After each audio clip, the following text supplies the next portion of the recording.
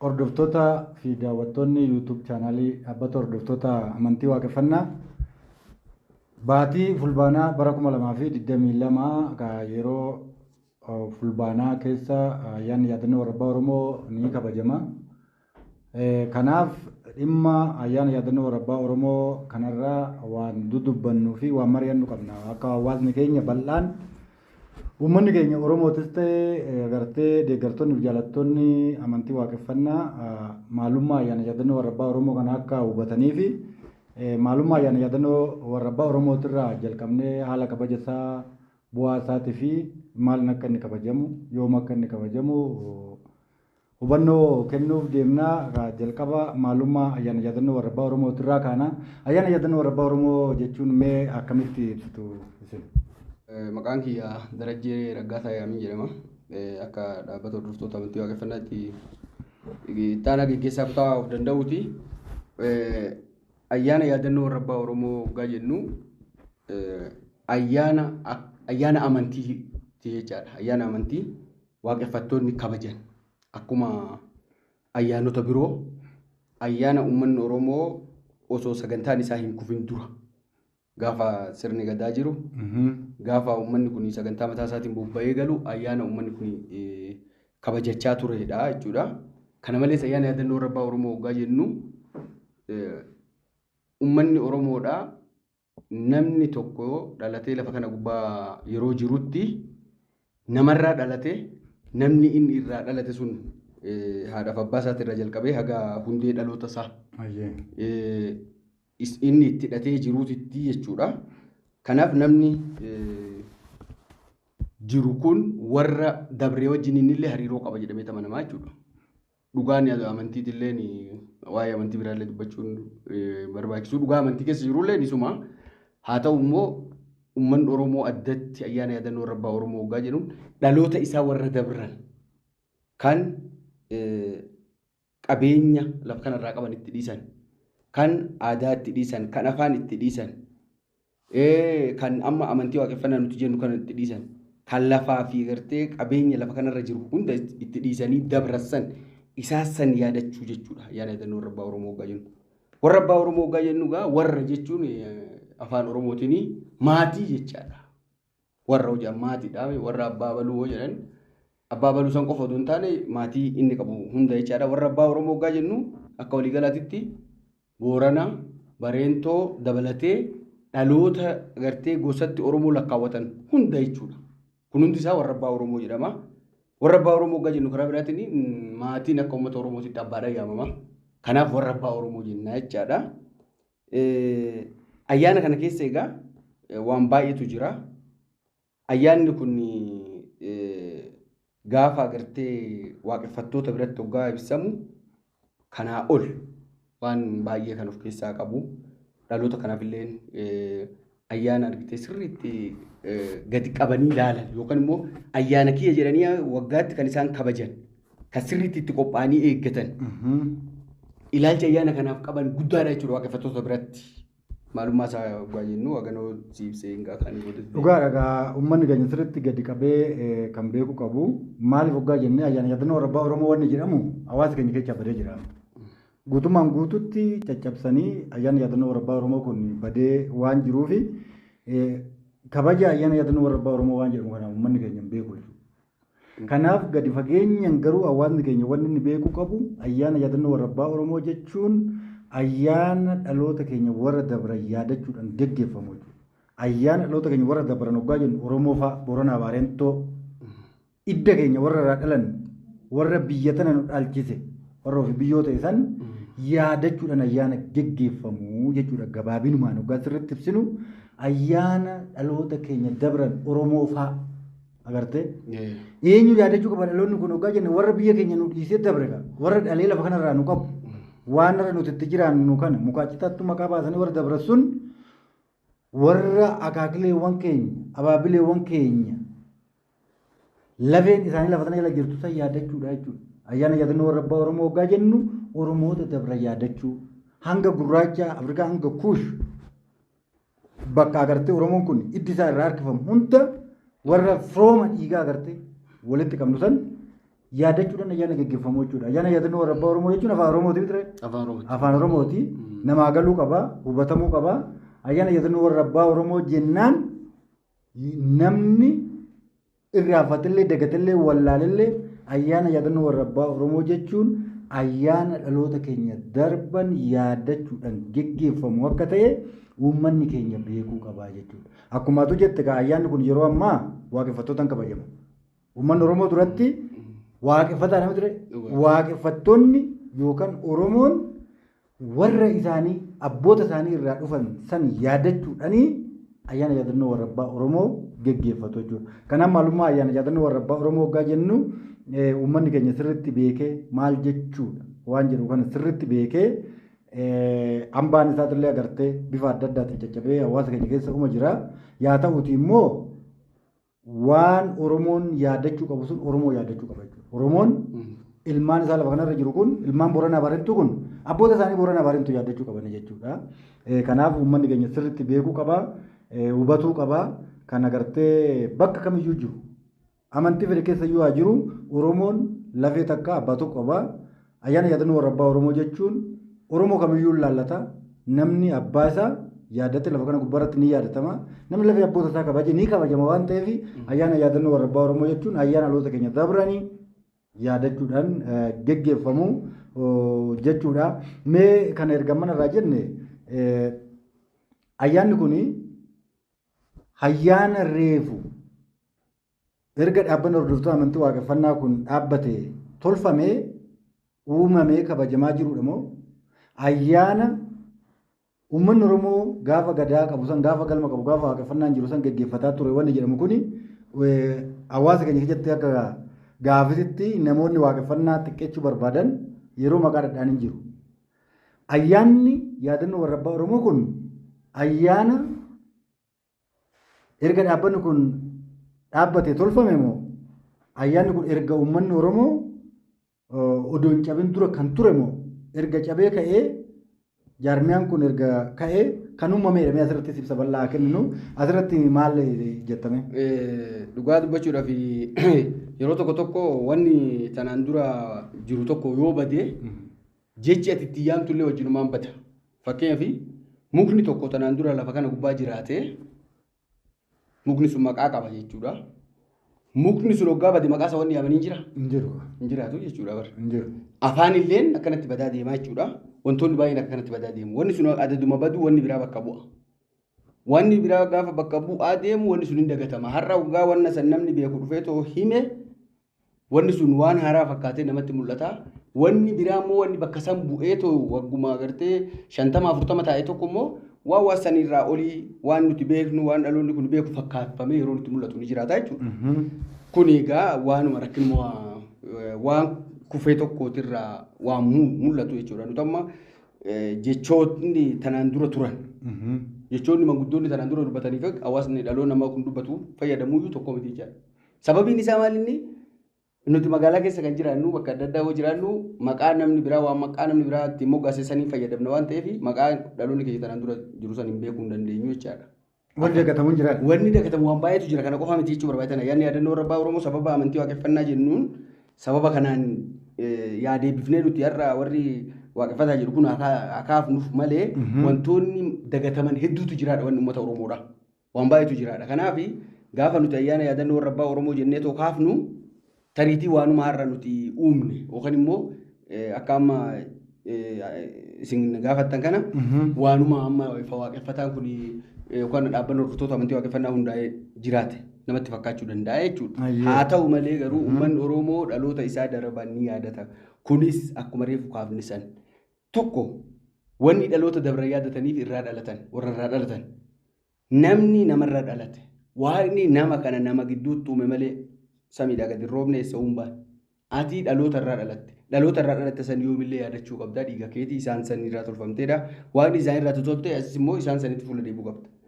Uummanni Oromoo karaa biraatiin akka amantiitti wanni amanamu namni tokko gaafa dhaloonni ati wajjin lubbuudhaan lafa kanarra gaafa jirutti hawaasa gaafa dabre immoo ayyaantummaadha jechuudha. Ayyaantummaatu jira jechuudha. Amantii keessa wanni jiru ayyaantummaadha. Nama jiru kanaaf ayyaantummaadha jechuudha. Amantummaa keessaa kan jiru. Kanaaf dhaloota warra dabranii kan yaadatu uummata Oromoo qofaa mitis. Garuu uummanni Oromoo immoo addatti yeroo hundumaa ayyaana yaadannoo warra abbaa Oromoo jedhee arman durallee godhaa ture. Haa ta'uutii faffaca'ee qe'eetti ammaayyuu wanti godhamu jira. Namni waggaa du'e daachii jedhamee waan garaagaraa jedhamee bakka adda addaatti wanti godhamu jira jechaadha. Nama dabarsaniif jechaadha. Kanaafuu ayyaanni kun ayyaana nuti har'a lafaa kaafnee miti. Ayyaana uummanni kun kaleessa'u dhaloota isaa yaadatu. Uummanni Oromoo dhaloota isaa dabarsan yaadatu jechuun dhaloota isaa wajjin hidhatan qabu jechuudha. Akka itti yaadamu namni biraayi. Dagatamaa jechuudha. Dagatamaadha. Of dagatee jechuudha. Ofuma dagatee. Iddoo ofii waan beekuun qabu. Waan beekuun qabudha. Amma dhaloota kan keessan waggaa yaadattu wantoota baay'eedha. Kanatti yaadattuun beekumsa inni qabu wajjin yaadan. Karaa inni irra deemsanii wajjin ni yaadan. Ayyaantummaa inni qabu san deebifachuudhaaf yaadan. Beekumsa inni kalee qabu san deebifachuudhaaf yaadannaa jechuudha. Kanaaf namni biraatillee namoota dhaloota isaanii dabran nama yaadatullee wanni keenyallee waan adda ta'uuf hin qabu. Kun uumamaa waan jirulleen uumamaan waggaa jira siin jedhu heera uumatii jira. Namni namarraa dhalataa namumarraa dhalate san yaadachuu qaba. Waan illeen waan san nurraa jaalataa. Kanaaf ayyaana nuti har'a uumne hin taane waan tanaan dura uummanni Oromoo qabu hin kufee akkuma reefu siin jedhanii sababa sanii wantoonni baay'ee babbadanii jiru waan ta'eef nuti immoo akka amantiitti kana keessaa qabannee wantoota biraatti hojjechuudhaaf jecha waasan lafaa fuudhedha malee waan nuti har'a uumne miti jechuudha. Fayyaa ta'ee galatoomii walumaa galatti ayyaana yaadannoo warra abbaa Oromoo ayyaana gaafa uummanni Oromoo gadaasatti hin bulu. Gaafa uummanni Oromoo galma isaa qabu. Gaafa uummanni Oromoo waaqeffataa ta'ee jiru san ayyaana ayyaaneffatee irraa milkaa'aa ture jechuudha. Uummanni Oromoo erga gartee gadaa isaa dhabee galma isaa dhabee ayyaana gaggeeffatee irraa milkaa'aa turellee wajjumaan dhabee jechuudha. Ayyaana yaadannoo warra abbaa Oromoo ayyaanota inni dhabe keessaa tokko jechuudha. Sagantaan inni gaggeeffachaa ture keessaa waan inni kabajaa ture keessaa tokko jechuudha. Kanaaf ayyaana yaadannoo warra abbaa Oromoo kuni ayyaana har'aa erga jaarmiyaan amantii waaqeffannaa hundaa'ee tolfame odoo hin taane ayyaanuma kalee uummanni Oromoo akka sabaatitti gaggeeffataa fi irraa milkaa'aa ture ta'uu uummanni keenya sirriitti hubachuu qaba jechuudha. Namoonni wallaaltota illee haa ta'u beekaniit illee haa ta'u dabaaf agartee waan uummata Oromoo kana balleechanii akka uummanni Oromoo waan isaatirraa baddu godhuudhaafis haa ta'u namoonni waan biraa waggaa odeessan baratuu qaba jechaadha. Dhaloonni keenya baratuu qaba. Uummanni Oromoo baratuu qaba. Aadaa isaa baratuu qaba. Eenyummaa isaa baratuu qaba. Waggaa jennu waan uummanni keenya Oromoo kalee qabaataa ture irraa milkaa'aa ture san takka lama jennee lakkaawwannee dhaloota deeffachuudha. Dhaloota barataa jiru. Dhaloota deemaa jiru waan taaneef dhaloonni keenya sirriitti ayyaanni yaadannoo warra abbaa Oromoo kun ayyaana har'a nuti tolchinee ayyaaneffataa jirru odoo hin taane ayyaana kalee uummanni Oromoo gaafa gadaa qabu san ayyaaneffataa fi irraa milkaa'aa ture jechuudha. Ayyaanni maqaa garaagaraa bifa garaagaraa godhatee amma uummata keenya rakkisaa ture kun cabiitii ayyaana kanaatiin booda cabiitii gadaatiin booda waan biyya keenya gale malee waan dur hin jirre akka ta'e uummanni Oromoo bal'aanis beeka. Namoonni baay'ee waan kana gara dabarsuudhaaf yaalan yoo xiqqeeffatanii irraa wayyaaf waan jedhu dhaamna.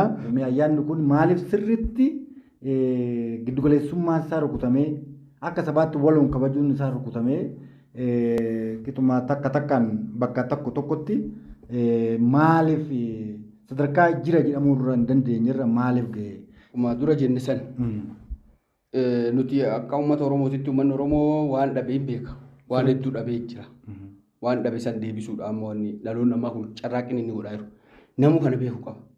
Namoota wanni Oromoodhaa hin banne wanni Oromoodhaa hundi jira maal waan akkuma waan hundi isaa normaal ta'e yookaan immoo karaa qabateetuma jiruutitti nama hubatutu jira. Sun garuu sirrii miti. Wanta baay'eetu uummata kana jalaa babbadee isa kanaa namoota manguddoota turan manguddoota kanaan dura dhaloota irraa gartee hubatanii dhaloonni hubachiisee dabreetu waan kana nutti himaa jira. Maaliif badee ayyaanni kun maaliif badee yoo jennu uummanni Oromoo sirna gadaatiin bula ture. Uma jedhamaa miti jedhe. Uma jedhamaa. Gadaadhaan bulaa ture. Bulchiisa sirna gadaatiin uummanni Oromoo bulaa ture. Bulchiisa sirna gadaatiin bulaa jechuun uummanni Oromoo sirni gadaa sun sirna wanni jedhamu suni waan uummanni Oromoo kun qabu hunda of keessatti qabataa ture jechuudha gara biraatiin. Gadaan sun cabuu jechuun yookaan uummanni Oromoo gadaan buluu dhiisuu jechuun walumaa galatti sirna ofii qabu saniin buluu dhiisee jira jechuudha. Akka mataa isaatti geggeeffatee wanni inni godhatu tokkichillee hin jiru jechaadha. Seentaraasdi ta'e yookaan immoo giddugala tokkotti qabaatee giddugaleessummaa qabaatee wanni inni geggeessu hin jiru mana manatti galeedha. Wanni baay'ee qeeqeetti galeedha. Wanni qeeqeetti gale sun illee immoo maal ta'aa ture? Sharafamaa waan biraatiin bakka bu'aa afaa caccabaa dhufee jechuudha. Kanaaf dhiibbaa agartee sirni alagaadhaa sirna uummata kanaa dhaaluutiin badee jechuudha wanni uummanni Oromoo qabu. Akka waliigalaatti kan uummanni Oromoo hunduu hin beeka jechuudha. Kanaaf akkaataan inni itti cabee akkaataan ayyaanni kun itti hafee kufaatuma sirna uummata Oromoo wajjiniin kufeedha. Ammas waggaa kan ka'u ta'e sirnuma uummata kanaa wajjiniin ol kaafamaa guddachaa dhaloonni amma qabe kun qabsiisaa hubachiisaa deemaa jechuudha kanuma. Baay'ee gaariidha. Wanni ifa ayyaanni kun wanni inni gadi fageenyaan agartee uummanni Oromoo waan isaatti deebi'uudhaaf agartee barataa waan isaatti deebi'uudhaaf agartee falmataa waan isaatti deebi'uudhaaf waan isaatiin jiraachuudhaaf agartee gaafataa ture. Egaa galanni agartee dhaloota keenya dabranii haa ta'u waan kun amma dhaloota keenya ga'ee mee sirriitti hawaasa keenya wanni nuti ifa godhuu qabnu gadi fageenya mee ayyaanni kun yoom jalqabeedha? Akkamitti jalqabe? Eessatti jalqabe? Mee uummanni keenya sirriitti ayyaanni guddichi uummanni Oromoo kabajee irraa milkaa'aa ture kun jalaa kufee jira, jalaa cabee jira. Uummanni Oromoo ayyaantummaadhaan ofirraa goree ayyaantummaa alagaa jala goree akka malee miidhamee jira. Amma immoo gara ayyaantummaa isaatti deebi'aa jira jechuudha. Kan dhaloonni kun keessattuu dhaloonni waan isaa baratee of ta'uu barate kun ayyaantummaanis of ta'aa jira. Eenyuun illee immoo akka jalqabe.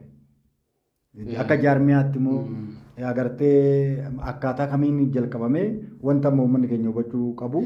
Jalqaba irratti ayyaanni kun yoom jalqabee ifaa deebi'ee jalqabee hagam ture waan jedhu irratti erga deebi'ee jalqabee amma waggaa 25ffaa ga'eera. Waggaa 25 guute jechuudha. Ayyaana kana egaa namoota jalqabantu jiru. Ayyaana Booranaaf Bareentuu yookaan ayyaana warra abbaa Oromoo jedhamee kan kabajamu jalqabe Harargee Lixaa Aanaa Daaroo Labu ganda Agamtiititti jalqabame. Ayyaana kanallee akkuma waliigalaatitti naannoo sanitti kan jalqabsiise nama agartee beekumsa kana dhaloota irraa dhaale. Waan kanallee sirriitti beeku Dagalee Abdiisaa yookaan Abbaa Gadaati. Isaantu achitti jalqabsiise waan kana gaafa jalqabsiisanillee dhaloota hubachiisaa barsiisaa wanni bu'aan uummata kanaa ta'uu achirraa dhaloonni milkaa'uu akka danda'amu barnootas barsiisatiin illeen isaanuma irratti itti dabalamnee barnoota saniin kabajaa dhufnee milkii ayyaana saniitillee agarree bu'aa waan saniitillee argaa dhufe dhaloonni illeen kanaaf ifa jalqabee irra deebi'ee ifa jalqabee waggaa 25 ta'ee jira. Bal'atee illee jira guddachaa jira jechuudha. Achirraa illee milkiin argamu dhaloota kana amansiisaa jira sirriitti waan gartee dhaloota uummata kana barbaachisu hawaasa kana barbaachisu ta'uun isaatillee sirriitti hubatamaa dhufee jira. Kanaaf waggaa 25 guunnee jirra jechuudha ifa jalqabame. Baay'ee gaariidha. Dhugumatti ayyaanni kun yoom jalqabe wanna jennuuf bara 1990 beektaa akka lakkoofsa biyya kanaatti. Kana jechuun waggaa 25 baranaati. Waggaa 25 baranaa kana Harargee Lixaa Aanaa Daaroo Labu ganda Agamtii Raddaa Agamtiitti galma amantii waaqeffannaa Agamtii jedhamu bakka itti hundaa'e kanatti jalqabe. Yeroo jalqabu sanis agartee namootuma agartee eenyummaa isaanii, duudhaa isaanii, aadaa isaanii of keessaa qaban nama ani waaqeffataadha ofiin jedhaniini sadarkaa baay'ina maatii tokko hin caalleen ayyaanni kun kan jalqabe. Ayyaanni kun sankeechaa akka ijootti namoota yeroo sanii sankeechaa namni dubbatu namni yeroo baay'ee maqaan dhaamuu fi ardaa sunillee bakka amma galma amantii waaqeffannaa jiru. Galma amantii waaqeffannaa kana iddoo itti galmi kun ijaaramee jirullee kan nuu kenne qabiyyee sanillee obbo Dagalee Abdiisaati. Maatii yeroo san ayyaanni yaadannoo warra abbaa Oromoo kun akka deebi'amu gochuu keessatti qooda olaanaa qabu. Barnoota san kennuudhaan namoota ani waaqeffatoodha jedhan babarsiisuudhaan ayyaanni yaadannoo warra abbaa Oromoo kun ayyaanni Booranaa Baarentoo ayyaanni abboota keenyaa kun agartee jalqabee iddoon itti jalqabees galmi itti jalqabees iddoodhuma santu galmas ta'ee iddoodhuma santu qe'ee warra abbaa Oromoos ta'ee agartee galma gaaddisa waaqeffannaa kana ta'ee iddoo sunillee agartee jaarmiyaa amantii waaqeffannaatti illee kennamee iddootti amma tajaajilamuu fi biyyi beeku kanaa jechuudha. Ayyaanni yaadannoo warra abbaa Oromoo kun kan itti jalqabee. Wanni immoo sirriitti ammas gadi fageenya hin beeknu ayyaanni kun yeroo jalqabu sanitti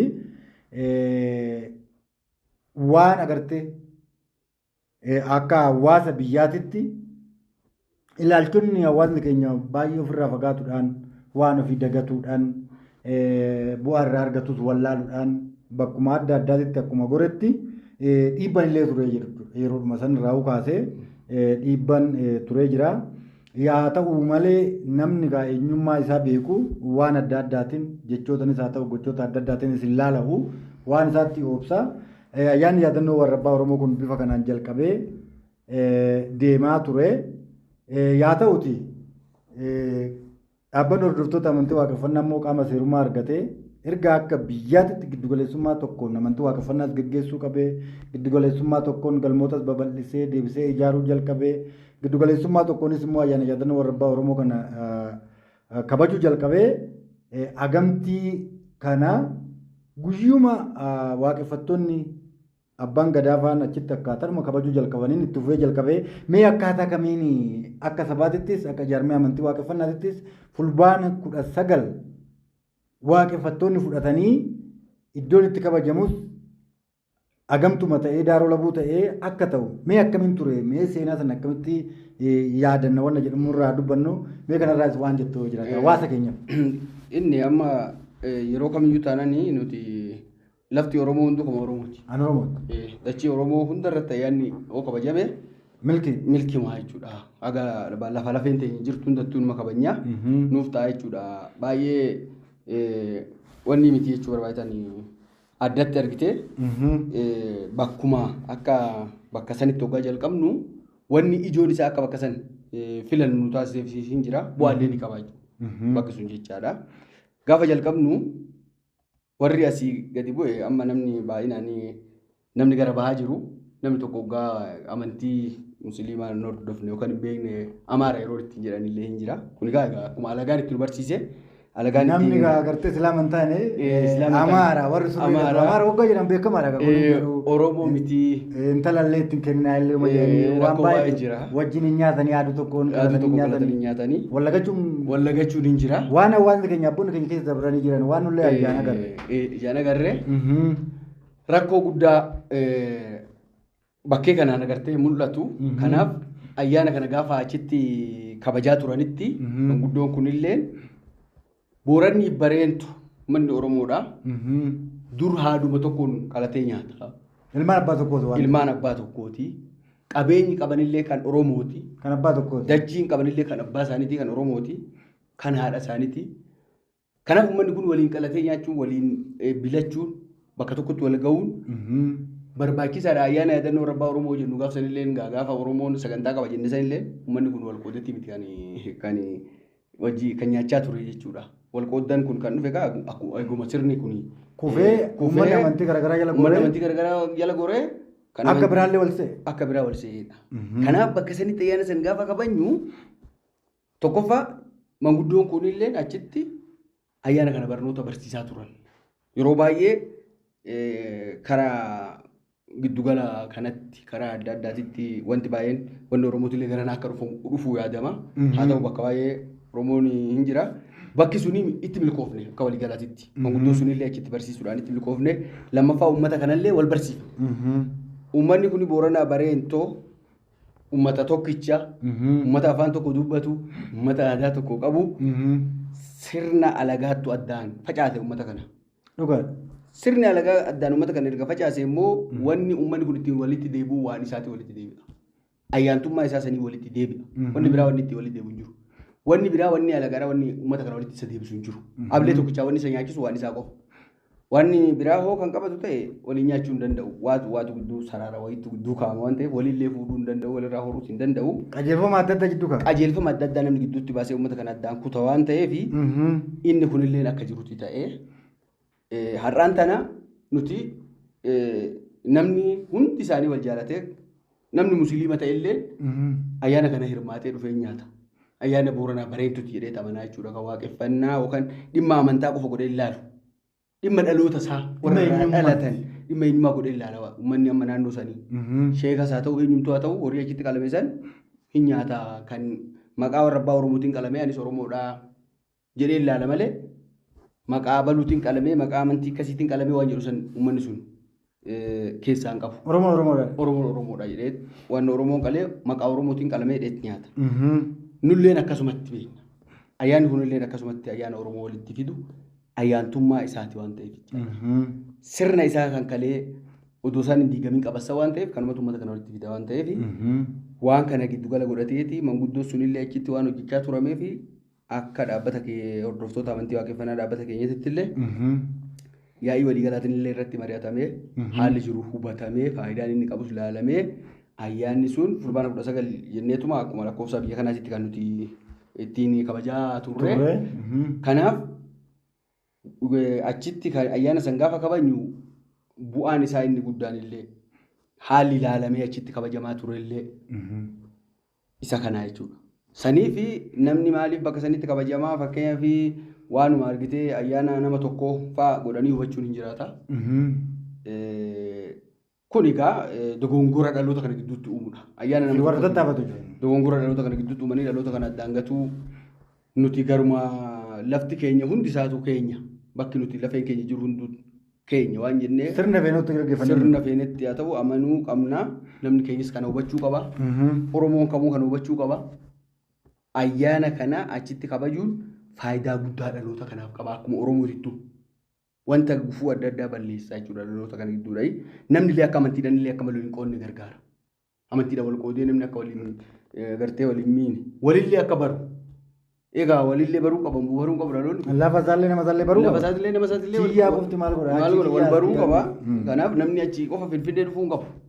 Asiis kan Finfinnee jiru achitti bu'ee dhaloota achi jiru sallaaluu qaba. Wajjin ayyaana qaba jechuudha. Wallaggaa walitti dhufuun barbaada. Wallaggaas dhufee achitti ayyaana yoo kabajate waan baay'ee wal jijjiira namni. Akkuma sana. Kanaaf bu'aa guddaa qaba. Hawaasa illee walitti fiduudhaaf waan ta'eef kuni bifa kanaanii. Fayyaa ta'e wanni gadi fageenya namas hawaasni keenya beekuu qabu waggaa 25 baranaa gamtiitti jalqabe ayyaanni yaadannoo warra abbaa Oromoo kun bakka kufee guyyaa san warra abbaa Oromoo haa gawachuudhani kun yaadannoo Booranaa Baarentooti jechuudhaan egaa agartee ayyaanni sun deebi'ee lafa ka'ee sochiin amantii waaqeffannaa nuti waaqeffattoota jechuutti gara jaarmiyaatti sochiin ce'amu jalqabee ka'umsa guddaadha jechuudha. Kana mararfachuudhaan kana hubachuudhaan yaa'ii waliigalaa akka dhaabbata hordoftoota amantii waaqeffannaatis ayyaanni yaadannoo warra abbaa Oromoo kun akka jaarmiyaatti akka sabaatitti kabajamuu qaba jedhee gaafa raggaasifatu gaafa fudhatu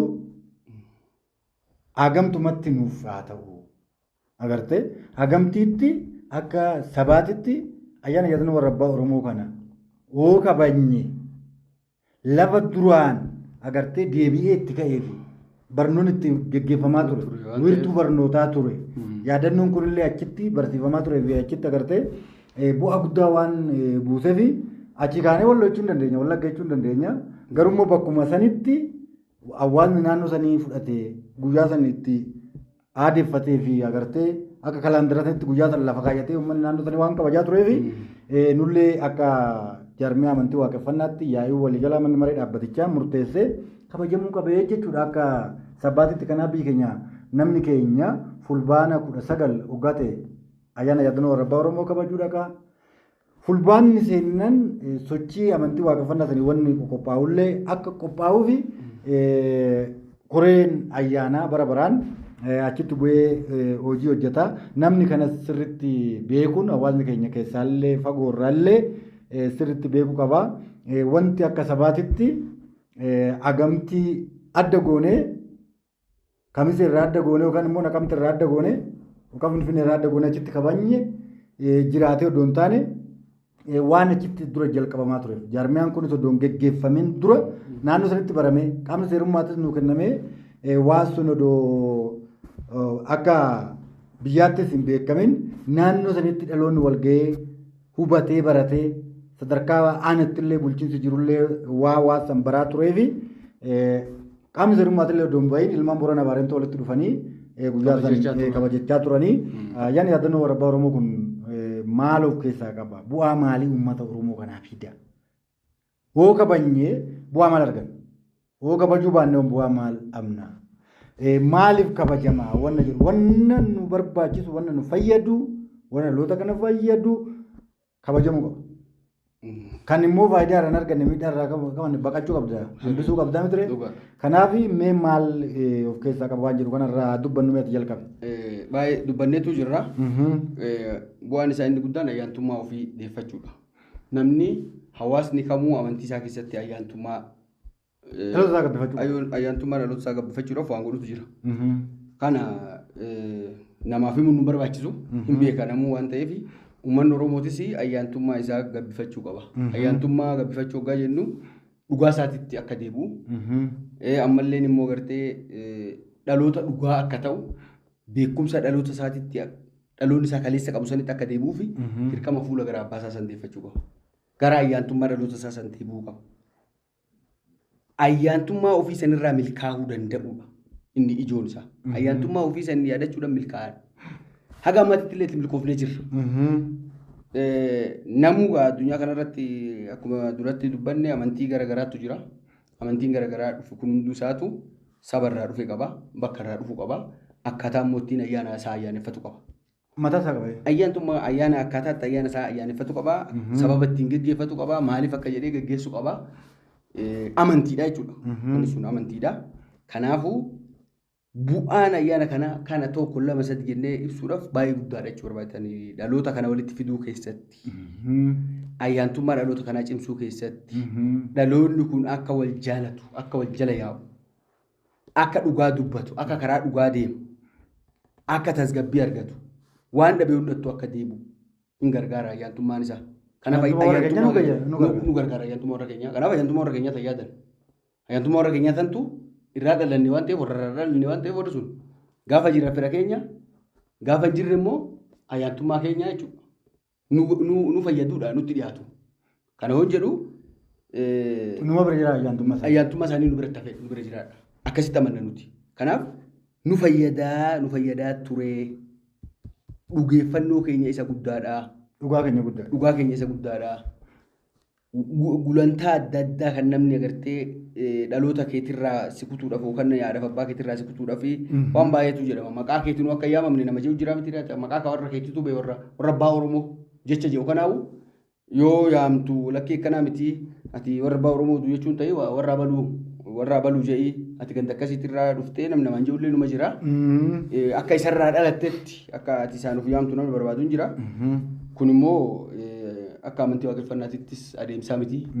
Waaqeffataa ta'uun of ta'uun heera uumatiidha. Namni hunduu of ta'e karaa dhaloota ofii hoggaa deebi'e dhaloota saniif sirriidha. Gara dhaloota isaa deebi'e.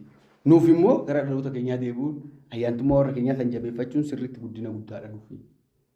Dhugaa guddaadha nuufi waan jedhu waan kaan duratti dubbannee jirra. Fayyaa ta'e egaa walumaa galatti yaadni yaadannoo warra abbaa Oromoo kun maal of keessaa qabu? Bu'aan isaa maali hoggaa jennee waan guddoo kaafteerra. Waan guddoo jechuu waan danda'uuf inni waan tokko lamatti dabaluu barbaade uummanni Oromoo Booranaa Bareentoo haaduu tokkoon korma tokko bilatee waliin nyaachuun bu'aa asiiti miti jechuudha. Uummanni Oromoo ilmaan obbolaan akka waliin hin nyaanne godhuu caalaa hammeenyi guddaan jiru. Dhaloonni kun akka waliin nyaatu haaduu tokkoon qalatee akka waliin nyaatu warra keenya warra abbaa Oromoo sanaa ga'u jedhee akka waliin nyaatu nuti dhaloota tokko idda tokko ilmaan abbaa tokkooti jedhee akka walitti amanu akka walitti kuufu akka wal jala yaa'u akka wal ta'u nuti tokko jedhee korma tokko waliin qalatee bilatee waliin nyaatuu caalaa bu'aan hin jirtu jechuudha. Taan immoo tanumaa achitti agarra waan baay'ee irraa dubbatteerta inni kun qoftu akka Oromoon ta'e hoggaa laallee waan kana dhabuu keenyan waan kun jalaa kufuudhaan gaa uummanni Oromoo akkuma dura jenne san warri Booranaa hoggaa jedhame warri Bareentoo hoggaa warra biraa wal ta'ee harka walii lagatee fuudhaa fi heerumallee wal lagatee uummanni Oromoo akka biraa wal ta'ee ture. Waan ofiitti hoggaa deebi'e aadaa ofiitti hoggaa deebi'e duudhaa ofiitti hoggaa deebi'e hoggaa of ta'e akka jette san karaa abbaa ofii hoggaa fuula deebi'e abbaan isaa tokko miti karaa abbaa ofii hoggaa fuula deebi'e wal ta'a ayyaantummaan warra keenyaa wal taasifti wal jaalachiifti tokko nu gooti ilaalcha tokko akka nu qabaan fedhii tokko akka nu qabaan bu'aa tokkoof akka nuti carraaqqannu nu gooti ayyaantummaan alagaa wal jibbisiisti addaan nama facaasti. Waan kee akka ati dagattu akka ati jibbitu of dhiiftee nama biraa akka agartu si goote. Kanaaf ayyaantummaa keenyatti deebinee ayyaana yaadannoo warra abbaa Oromoo geggeeffatuun ayyaana warra abbaa Oromoo maal akka inni ta'e beekuun dhaggeeffatuun dirqama dhaloota keenya uummata Oromoo jechuudha. Dirqama kun maali yeroo tokko tokko waan jedhanii mammaakantu jira. Namni beekumsa xiqqaa qabu waan beekan tokko dubbatu oggaa waan inni beeku san hin dubbanne beekaa san wallaalaa seetii waan jedhamu jira jechuudha. Ayyaana yaadannoo warra abbaa Oromoo birraa namni goree dagatee ayyaana biraa jala ce'ee oggaa agartee kabajatu ayyaana yaadannoo warra abbaa Oromoo kan ammoo har'a dhufee har'a uummanni duraan hin jiru keenyu duraan hin jiru. Mee maal nuti bari uummanni Oromoo waan isaa dagatuu dhiisiti Oromoo nuu waan dagatame yaasifati. Oromoo nu dagatame bar qaamni ati Oromoo jedhee yaamuu bar waggoota umurii keenya hin caalle reefuu miti ree. Argan uummanni Oromoo darban kaffalan kanaaf haadhanii bar waan zeeroo irraa kaan hin qabnu waan uummanni keenya Oromoo jechuun mirga afaan Oromoo jechuun mirga aadaa Oromoo jechuun mirgatti kan nu dhufe amantii feene hordofuun kunuu kan mirgatti nu dhufe laayyootti nuti yeroo dhiyoodha. Kanaaf Oromoon dagatamee amma hojii jiru hin jiru. Sirriitti jira. Waan Oromoo dhiisiti Oromoon dagatamee an Oromoodhaa ofiin jechuu itti qaana ammayyuu hin jiru. Ni jira bar bakka jirus jiraatu.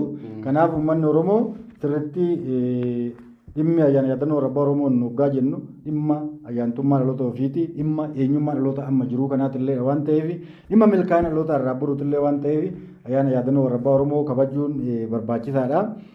Beekuunis barbaachisaadha.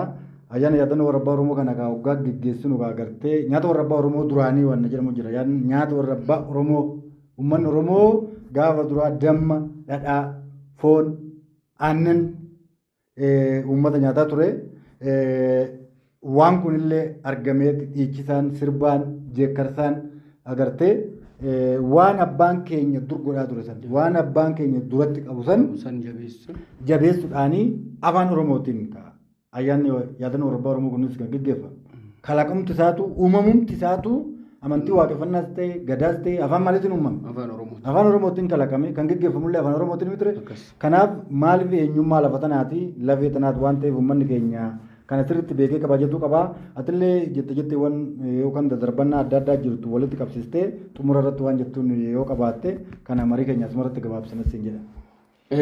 Egaa baay'ee illeen waan hamaa waliin hin jennu dhaloonni maa hubatu maa baratu waan ofii kana sirriitti gadi qabee baruun barbaachisaadha. Waanuma jecha namni agartee waan biraatti hirkatee ofii waan isaatiin jedhu innis namatti hirka nama wajjin akka hin jenne waan isaatiin waan alagaan isaan jedhu yookaan immoo waan warri waan isaa jibbu isaan jedhu san akka ofiin hin jenne dhaloonni kun ofiin jechuun qabu jechaadha. Oromoon fakkeenyaaf yeroo tokko tokko amantii nama ittiin buunu waa'ee amantii namaan dubbannu amantii nama biraatti hirkanneeti miti waan hojjennu hunda amantaa keenyatti hirkanneeti jenneeti. Ofitti hirkanneeti jennee waan keenya qofarraa dubbanna nuti. Waan keenya irraa dubbanna malee namni biraa kan waan kanaa dubbatu sun waan isaa sana dubbanne maal ta'a? Dhugaa isa bira jirtu sana akkaataa inni ittiin deemu sana adeemsa sana odoo lakkii baratuu akka kana hoo ati akkana dhugaa nu jaassan baratuu akka kana barii oduu jenne akkam taare maaltu ta'a sila hin mufataa miti ree. Hin mufataa. Nama mufachiisuu hin barbaannu dhaluuti. Dhaloota keenya barsiisuu barbaanna malee mufachiisuu hin barbaannu. Arrabsuu hin barbaannu. Waan isaati irratti agartee hin dogongoreedha namatu isa dogongorseedha. Sirna biraatti dhufee sammuu isaa kana keessatti ilaalchisaa kana jijjiiredha. Ofirraa isa fageesse. Akka inni garagalee qaama isaa kana ilaalle qaama nama biraa jajuu malee waan nama biraa faarsuu malee jireenya isaa jireenya nama biraa san godhachuu malee kan isaa kanatti akka hin deebine godhamee dhaloonni waan isaatirraa fagaate.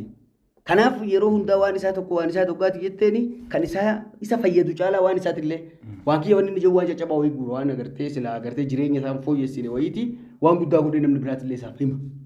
Waan gurguddaa san isaan hima waan ta'eef dhaloonni keenya kuni barsiisuu barbaachisaa jechuudha. Barnoota kana dhalootuma warra agartee sagantaa kanatti deebi'ee irraa eegama. Gaheen guddaan. Warrumti sagantaa kanatti deebi'ee waan kana hubatetu dhaloota kana hubachiisuu qaba. Nama kamuu abbaa barbaade haa ta'u qeesiinis Oromoo ta'eetoo waan kana hoo barsiisan gara waaqeffataa deebi'ee waaqeffataa ta'uun wanni isa dorgus hin jiru hin taas. Sheeknis haa ta'u hundisaa karana dhufuu hin danda'u baratee hubatee garuu immoo nurraa kan eegamu barsiisuudhaan dhaloota keenya kana hin dhaamu. Isaan immoo dhaggeeffachuu qabanidha. Dursaniituma akkamitatti maqaa yakkuurra maal jedhee namni kun maaliif je'ame wanni kun Dhaloonni kun ayyaana yaadannoo Rabbaa Oromoo jedha. Warra Rabbaa Oromoo kana kabanya jee deddeema. Wanni inni deemu kun maali? Maali wanni keessan kun mee nu barsiisaa mee nu hubachiisaa jedhee sitti hiikee hubachuu qabu. Halaal hojjetee si arrabsuu dhagaa si darbuu jaala. Amantiin biraa gaafa biyya kana dhufu Oromoon itti baree miti. Itti baratee bar Islaamummaas hin barsiisan nama fidee barsiisee miti. Amantii kiristaanummaas haa ta'u wantoota gara biraatti dhufan hin barsiifaman. Nama barsiise. Kan dirqamanii fudhatanillee duraan hoggaa fudhatan har'a barnootaan deemaa jiru miti. Barnootaan deemaa. Akkuma sanii jechuudha. Keenyas itti qanii barachuu qabu. Waan ofii kanas itti barachuu qaban. Dirqama waaqeffataa ta'uu qofaa yookaan immoo galma dhufuu qofa osoo hin taane akkanumattuu maalidha wanni uummata Oromoodha. Hanjoosan namni Oromoo ta'e namoonni baay'een hin baratus qabu. Yoo fudhatan immoo kiyyaatti fudhachuu qabu. Islaama namni tokko waaqeffannaa kiyya jedhee fudhachuu qabu. Waan isaati waan ta'eef, waan dhaloota isaati waan ta'eef, waan lafee isaati waan ta'eef baay'ee balaaleffachuu fi waan ofii san balaaleffachuun barbaachisu.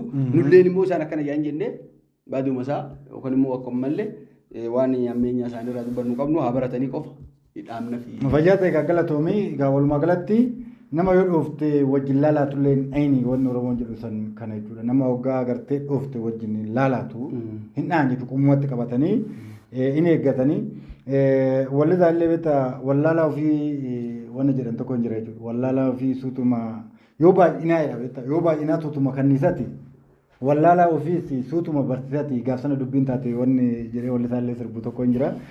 Kanaaf waan keenyallee waan kanarra namni waan adda adda namni wallaala.